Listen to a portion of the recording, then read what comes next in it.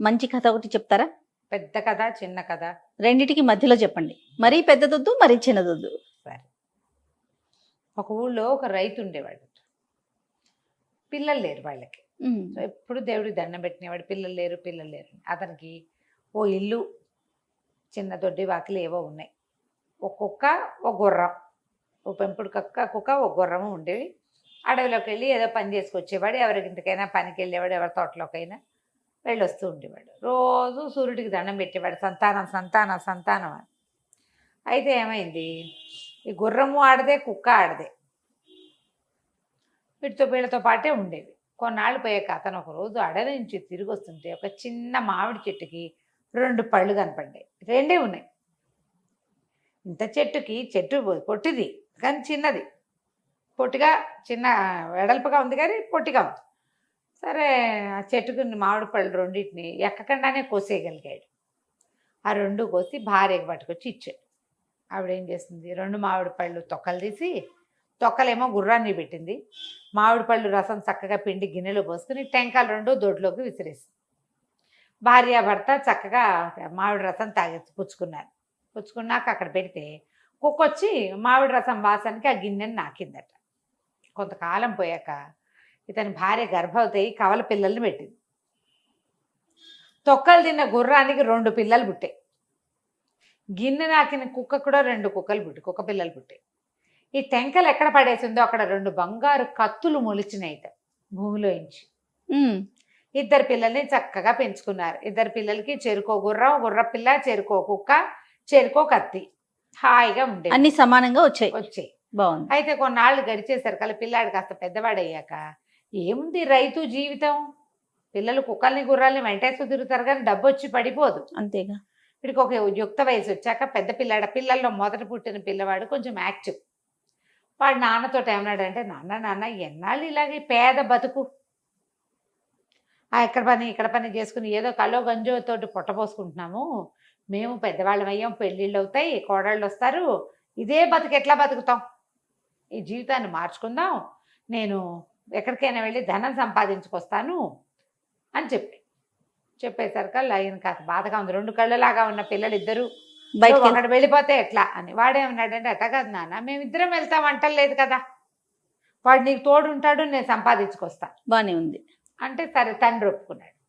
ఒప్పుకుంటే వీడు ఓ కత్తి తీసుకుని, ఓ గుర్రం వేసుకుని, ఓ కుక్కను వెంట పెట్టుకుని పోయాడు. ఊరు చివరి దాకా దింపడానికి తమ్ముడు కూడా గుర్రంతో సహా వెళ్ళేసరికల్లా వాడు ఏమన్నాడంటే, ఒరే అబ్బి, అమ్మ నాన్నని జాగ్రత్తగా చూసుకో, కుక్క గుర్రం ఇల్లు వాకిలి జాగ్రత్త అని వాడి సంచుల నుంచి ఒక చిన్న గాజు కుప్పే ఒకటి తీసిచ్చాడు. దాంట్లో గులాబీ రంగు నీళ్లున్నాయి, ఈ నీళ్ల కుప్పే నీ దగ్గర పెట్టుకో, ఇది రంగు మారిపోతే నాకు ఏదైనా ఆపద వచ్చిందని గమనించుకో, అమ్మా నాన్నకు చెప్పకు, నేను వెళ్ళిన దారి నువ్వు కూడా వచ్చి నన్ను వెతుక్కుంటూ రా అని చెప్పాడు. గాజు కుప్ప చిన్నవాడు పట్టుకెళ్ళి ఇంట్లో పెట్టుకున్నాడు. ఈ పెద్దవాడు ఇక్కడి నుంచి బయలుదేరి అలా వెళ్ళి ఒక రాజ్యంలోకి ప్రవేశించాడు. చక్కటి గుర్రము, వెనకాల ఒక కుక్క, సామాన్యమైన బట్టలు ఉన్న రాజకుమారుడల్లే ఉంటాడు వాడు. ఏదో ముని వరం వల్ల పుట్టినవాడు, పిల్లలు బాగుంటారు వాళ్ళు. అయితే ఏమైంది, వాడు ఆ ఊళ్ళో తిరిగి పని సంపాదించడానికి వ్యాపారం కోసం చూస్తూ ఉండగా రాజుగారి కూతురు ఆ పైన బాల్కనీలో నిలబడి చూసింది. ఈ అబ్బాయి ఎవరో అని ఇతని మీద మనసు పడింది. సరే, ఈ అబ్బాయి ఎవరు ఏమిటని రాజుగారు ఆరాధిస్తే ఫలానా కుర్రాడని తెలిసింది. వాడిని చూసి చాలా ముచ్చటపడ్డారు. వాడు బుద్ధిమంతుడుగా ఉన్నాడు. సరే, అమ్మాయినిచ్చి పెళ్లి చేస్తాను, పెళ్లి చేసుకోమన్నారు. మనకు కావాల్సింది డబ్బే కదా, తర్వాత ఎలాగో పెళ్లి చేసుకుంటాం, రాకుమార్తెనే చేసుకుంటే సరే అమ్మా నాన్నని తమ్ముడిని ఇక్కడికే తెచ్చుకోవచ్చు అనుకున్నాడు పెళ్లి కొడుకు. సరే ఒప్పుకున్నాడు. పెళ్ళైపోతే వాళ్ళంతా చాలా సంతోషించారు. చాలా యాక్టివ్గా ఉన్నాడు, చక్కగా ఉన్నాడు, బాగుంది, అంతా నడుస్తుంది. దేశంలో జనాలు కూడా సంతోషమే.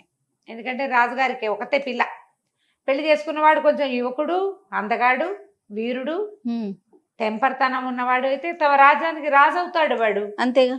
ఇలాగని ప్రజలు కూడా సంతోషించారు. సరే, ఏమైంది, కొద్ది రోజులు గడిపిన తర్వాత ఒక రోజు రాత్రి నిద్ర పట్టక ఆ అబ్బాయి బయట తిరగటం మొదలుపెట్టాడు మేడ మీద. ఆ అమ్మాయి కూడా వచ్చింది. ఇద్దరు కలిసి బయట చల్లగాలికి 12 గంటలకు కూర్చున్నారు. వాళ్ళ ఊరికి ఉత్తరంగా ఒక చోట కొండ మీద పెద్దగా మంట వస్తుంది. అయ్యో అదేదో మండిపోతుంది, అక్కడ ఏదైనా ప్రమాదం జరుగుతుందేమో, సైనికులను పిలుద్దాం అన్నాడు. అంటే అమ్మాయి ఏమంది, ఏం పిలవద్దండి, దాన్ని ఉరుములకొండ అంటారు, అక్కడ అట్లాగే ఉన్నటువంటి పెద్ద పెద్ద మంటలు వస్తాయి, అదేం తగలబడదు, మంట వస్తుంది అంతే, అది తగ్గిపోతుందా? అదే తగ్గిపోతుంది. ఉరుముల కొండ దాని పేరు. చాలా మంది ఇలాగే మీలాగే చూడడానికి వెళ్ళిన వాళ్ళంతా అక్కడ శిలలైపోతారని చెప్తారు. ఉరుముల కొండ మీద మనుషుల శిల్పాలు ఉంటాయి, శిలలైపోతారు, శిల్పంలాగా మారిపోతారు. అదే. అందుకని మన వాళ్ళు ఎవరు వెళ్ళరు, ఏదైనా చూసినా కొత్త వాళ్ళు వెళ్ళకూడదని చాటింపు ఉంది, వద్దండి అని. సరే అన్నాడు. పడుకుని లేచారు. తెల్లవారేసరికి వాడికి అది చూడాలనిపించింది. గుర్ర వేసుకుని కత్తి పుచ్చుకుని కుక్కను వెంట పెట్టుకుని వెళ్ళిపోయాడు. అన్ని తీసుకున్నాడు మొత్తానికి. వాటితో పాటే ఉంటాయి అవి. వెళ్ళిపోయాడు. యువరాణి పొద్దున్నే లేచింది, భర్త ఏదో వ్యాహ్యాలకి వెళ్ళాడు, వాకింగ్ రన్నింగ్ పోయాడు అనుకుంది. తీరా చూస్తే లేడు. ఎవరో చెప్పారు, తెల్లవారు గేటు, మనకి రాజుగారి కోట గేటు తీస్తారు కదా, గేటు తీయగానే యువరాజు వారు అల్లుడు గారు వెళ్ళిపోయాడని వార్త వచ్చింది. అయ్యో అయ్యో నాన్న, ఉరుముల కొండకి వెళ్ళాడేమో నాన్న, రాత్రే చూసాము, నేను చెప్పాను వెళ్ళకూడదని చెప్పాను నాన్న అని ఏడ్చింది వాళ్ళ. ఏం చేస్తారు, ఉరుముల కొండకి వెళ్ళిన వాడు బతికొచ్చిన దాఖలా లేవు. సరే చూద్దాం అనుకున్నారు. ఈ కుర్రాడు వెళ్ళాడు. వెళ్ళేసరికల్లా వెళ్ళగా వెళ్ళగా వెళ్ళగా ఆ కొండన్ని సమీపించాయి. అక్కడంతా వెచ్చగా ఉంది. నేను రాత్రి తగలబడింది కదా, ఆ వేడితనం అలాగే ఉంది. ఒక బండ మీద ఒక ముసలమ్మ కూర్చుని కనపడింది. అవ్వ ఏం, నేను రాత్రి ఇక్కడ మంటలు వచ్చినాయి చూద్దామని వచ్చాను, నాకు ఈ పూట ఆశ్రయం ఇస్తావా, కొండపైకి ఎక్కి చూస్తాను అన్నాడు.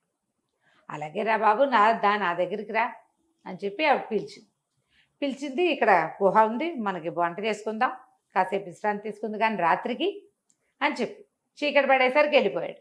వెళ్తూ వెళ్తూ ఆ చుట్టుపక్కల ఉన్నవేవో మొక్కల్లోంచి కాసిన ఆకులు ఆ చెట్టు నుంచి ఈ చెట్టు నుంచి కోసుకుంటూ వెళ్తోంది. వీడికి అర్థం కాదు. ఆవిడ వెనకాలే వెళ్ళాడు. ఈవిడ ఏం చేసింది, గుహ దగ్గర ఆగి లోపల పదనైనా అని లోపలికి చేయి చూపించింది. లోపలికి నడిచేశాడు. నడిచిన తర్వాత తీరా చూస్తే గుహ లోపల ఒక మాదిరి వెలుగుంది. కొన్ని డజన్ల శిలలు కనపడుతున్నాయి. నిజమే అయితే రాకుమారి చెప్పింది. శిలలు కనపడితే మనిషి రూపాలలో ఉన్న శిలలు, శిల్పాల్లాగా లేవు, మనుషులే బిగుసిపోయి ఉన్నట్టు కనపడుతుంది. కళ్ళు మాత్రం మెరుస్తాయి, కళ్ళు చూస్తున్నాయి వాళ్ళవి ఇట్లా. రాతిలో కళ్ళు మాత్రం కదులుతున్నాయి, చూస్తున్నారు ఇట్లా ఇట్లా. నిర్ఘాంతపోయాడు. అమ్మో ఏదో జరుగుతుంది ఇక్కడ, మేము ఇక్కడి నుంచి వెళ్ళిపోవాలని ఒక్క అడుగు అయిపోయాడు. వెనక్కి అడుగు వేసిన మరుక్షణం వాడు రాయిగా మారిపోయాడు. లోపలే ఉండిపోయాడు. అయ్యయ్యో. ఆవిడ గుహ బయట నుంచి వెళ్ళిపోయాడు. చేసేదేముంది, ఈ అబ్బాయి ఇక్కడ ఉండిపోయాడు. అప్పటికి కొంతకాలం గడిచింది, 4-5-6 నెలలు అయిపోయింది. అయితే ఈ చిన్నబ్బాయి ఉన్నాడు కదా, వాడు ఏదో తోటలో పని చేసుకుంటూ మంచినీళ్ళు తాగుదామని లోపలికి వచ్చి పైన ఇట్లా అటక మీద పెట్టాడు ఆ గాజు కుప్పే, వాళ్ళ అన్న ఇచ్చిన గులాబీ రంగు నీళ్లు. రోజు దానికేసి ఇట్లా చూస్తాడు వాడు, పొద్దునోసారి సాయంత్రం ఒకసారి. పైకి చూసేసరికల్లా నీళ్లు మురిగ్గా కనపడ్డాయి. పొద్దున పిక్కుగా ఉన్న నీళ్ళు రాత్రి సాయంత్రానికి మురికైపోయినట్టు ఇప్పుడు ఏదో జరిగింది. అక్కడి నుంచి అమ్మా నాన్నకి చెప్పొద్దన్నాడు అన్నయ్య. సరే ఏం చేశాడు, తెల్లవారేసరికి బయలుదేరాడు. నాన్న అన్నయ్య ఎంత మటుకు వెళ్ళాడో చూసొస్తా, అంత మటుకు ఆగంలే, ఆనుపాను చూసి వచ్చేస్తా అని చెప్పి బయలుదేరి వెళ్ళాడు. వెళ్ళగా వెళ్ళగా వెళ్ళగా వెళ్ళగా వెళ్ళగా అన్నయ్య మావగారి ఊళ్ళోకి ప్రవేశించాడు. ప్రవేశించేసరికి ఈ అబ్బాయిలు ఇద్దరు ఒకేలా ఉంటారు. గుర్రాలు 2 ఒకేలా ఉంటాయి, కుక్కలు 2 ఒకేలా ఉంటాయి, కత్తులు 2 ఒకేలా ఉంటాయి. రాజుగారు అల్లుడే వచ్చాడు అనుకున్నారు. అందరు పలకరించారు, బాగా తేలిక వచ్చారా, బాగా వచ్చారా, అక్కడ ఏం ఇబ్బంది అవ్వలేదని. ఏమిటి మనం కొత్త వాళ్ళం, వీడెవడో, వీళ్ళంతా ఇలా అడుగుతారు అంటే దారి చూపించారు కోట వైపుకి. కోట బయట ద్వారపాలకులు సలాం చేస్తున్నారు. సర్లే కోటలోకి నడిచాడు. మంత్రి వాళ్ళు వీళ్ళు కనబడ్డారు. బాబు తేలిక అయిందా ప్రయాణం, ఏమి ఇబ్బంది పడలేదు కదా. నన్ను ఏదో అనుకుంటారు వీళ్ళు, అన్నయ్య అనుకుంటున్నారేమో అని అనిపించింది. లోపలికి వెళ్తే రాజుగారు అల్లుడు గారు వచ్చారా అన్నాడు. ఓహో మనం అల్లుడు కాదు, అంటే అన్నయ్య వీళ్ళకి అల్లుడు అనమాట. గ్రహించాడు.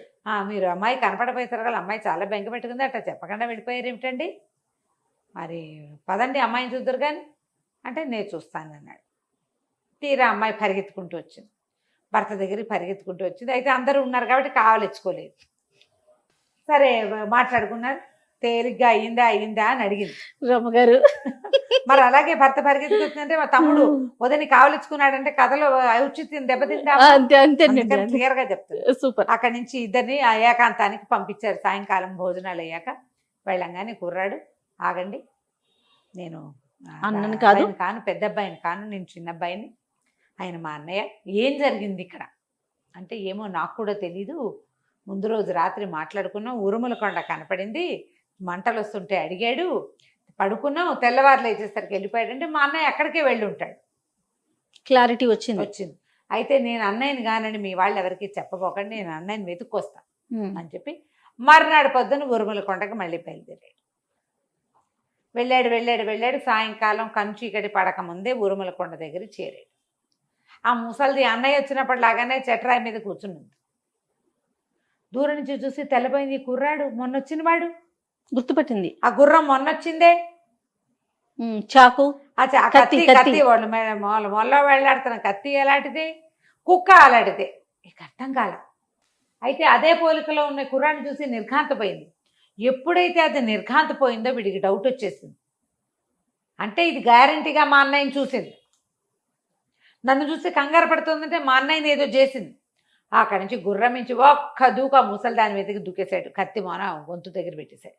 చంపేస్తాను, మా అన్నయ్యని చూసావు నువ్వు, చెప్పు ఎక్కడున్నాడో చెప్పు, మా అన్నయ్య ఎక్కడున్నాడో చెప్పు అని కరిచొచ్చి కేకలు పెట్టాడు. కత్తి గుచ్చుకుంటుంటే ముసలిదేమంది, బాబు ఇంతమంది వచ్చారు, ఎవ్వరూ నన్ను ఏమీ చేయలేదు, మీ అన్నయ్యని తీసుకొస్తా, నీ దారి నువ్వు మీ అన్నయ్యని తీసుకుని వెళ్ళిపో. కుక్క గుర్రం అక్కడెక్కడ ఎక్కడో తిరుగుతున్నాయి. సరే లోపలికి వెళ్ళి ఆ గుహలో ఉన్న వాడిని వెంబడి పెట్టుకు తీసుకొచ్చింది. మనిషిని చేసింది, చేసి తీసుకొచ్చేసరికల్లా వీడి విజిల్ వేసేసరికల్లా ఎక్కడికో పారిపోయిన ఆ గుర్రం కుక్క పరిగెత్తుకొచ్చింది. ఇద్దరు గుర్రాలు ఎక్కి బయలుదేరారు. 4 అడుగులు వేసాక అన్నయ్య అన్నాడు, ఒరే నువ్వు నా తమ్ముడివి, నన్ను తీసుకొచ్చావు, ఆ గుహలో ఎంతమంది ఉన్నారు రా, పాపం వాళ్ళ కోసం ఎవరు వస్తారు, ఏమైనా సరే వాళ్ళందరినీ తీసుకెళ్ళాలి, కాపాడాలి, అసలు ఈ ముసల్దాన్ని ఇక్కడ ఉండనివ్వకూడదు, అది ఎందుకు ఇట్లా చేస్తుంది మంత్రాలు మారి, దాని సంగతి చెప్దామని పద మళ్ళీ వెనక్కి వెళ్దామన్నాడు. అందరూ ఇద్దరు వెనక్కి వెళ్ళిపోయారు. మొత్తం కుక్కలు అన్ని గుర్రాలు కుక్కలు వెనక్కి తిరిగినాయి. 2 గుర్రాలు 2 కుక్కలు వెనక్కి తిరిగి వచ్చేసారు. గుహలోకి వచ్చేసరికల్లా వచ్చి ఆ ముసల్దాన్ని పట్టుకున్నాడు. పట్టుకున్నాక వాడికి తట్టింది, ముసల్ది మొన్న నాతో పాటు గుహలోకి వచ్చింది, అది రాయి వల్ల నేను రాయి అయిపోయా, మళ్ళీ ఇప్పుడు నన్ను రాయిలాగా ఉన్నవాడిని బయటికి తీసుకొచ్చింది, అది ఎందుకు రాయవల ఆలోచించి ఇక్కడ ఒక కిటుకుందిరా. ఆ రోజు కూడా ముసల్ది ఏవో చెట్లాకులు తుంపి చేత్తో పుచ్చుకొచ్చింది. ఆ ఆకులు కనుక చేతిలో ఉంటే రాళ్ళు అవ్వం. ఇందాక చేసిందా అంటే కుర్రాడి చిన్నపిరాడి కూడా గుర్తొచ్చింది. అవును, ఈ 2 చెట్లాకులు 2 గుప్పెళ్ళు తెంపుకుంది అని. అది 2 చెట్లాకులు పట్టుకుంటే వాళ్ళకి ఏమవ్వదు. అక్కడి నుంచి ఏం చేశాడు వీడు, చేరుకో 2 గుప్పెళ్ళు ఆకులు చేత పుచ్చుకుని ముసలిదాన్ని వెనకాల నుంచి గుహలోకి తోసేశారు. తోసేయంగానే ముసలిది డామని పడింది గుహలోకి వెళ్ళి, మరుక్షణ రాయిలా మారిపోయింది. వీళ్ళ ఆకులతోటి గుహలోకి వెళ్ళి అందరికీ ముట్టించారు, ఆకులు రాశారు. ఎన్ని విగ్రహాలు ఉన్నాయో లోపల మొత్తం జనమంతా బయటకు వచ్చారు. ప్రతి ఎన్నేళ్ల క్రితం వచ్చిన వాళ్ళు ఒకళ్ళకొకళ్ళు తెలీదు, వాళ్ళందరూ వీళ్ళది మీదే ఊరంటే మీదే ఊరని చెప్పుకుంటున్నారు. అందరినీ బయటికి తీసుకొచ్చాక ఎవరి దారిని వాళ్ళు మీ ఊరు వెళ్ళిపోండి, లేదా మా ఊరు వస్తే మా రాజుగారు మా మావగారు మిమ్మల్ని మేము ఈ ఊళ్ళకి పంపిస్తారు, పదండి నడిచి వెళ్దామని తీసుకొచ్చాడు. ఈ వచ్చిన వాళ్ళల్లో ఒక రాజుగారు ఓ కూతురు ఉన్నారు. ఆ రాజుగారు ఉన్నాడు, నాయన ఎన్నాళ్ళ క్రితమో వచ్చి ఇక్కడ పట్టుబడిపోయాం, మరి మా పిల్లని పెళ్లి చేసుకో, చిన్నవాడికి ఇచ్చి ఆ 2వ రాజుగారి కూతురు నుంచి పెళ్లి చేసుకున్నారు. అమ్మా నాన్నని ఊరి నుంచి తీసుకొచ్చుకున్నారు. మొదటి రాజుగారి అమ్మాయిని పెళ్లి చేసుకున్నాడుగా, ఆ రాజుగారి రాజ్యాన్ని పెద్దవాడు రాయిగా మారి మళ్ళీ మనిషిగా మారిపోయిన రాజుగారి అమ్మాయిని పెళ్లి చేసుకుని 2వ రాజ్యాన్ని చిన్నవాడు పరిపాలిస్తూ హాయిగా ఉన్నారు. కథ కంచికి మనం ఇంటికి. ఆ ముసలిది రాయిగా అలానే ఉంది, ఆ లోపలే ఉండిపోయింది గుహలో, అంతే. రైట్, చాలా బాగుంది రమ్మగారు. నమస్తే. నమస్తే.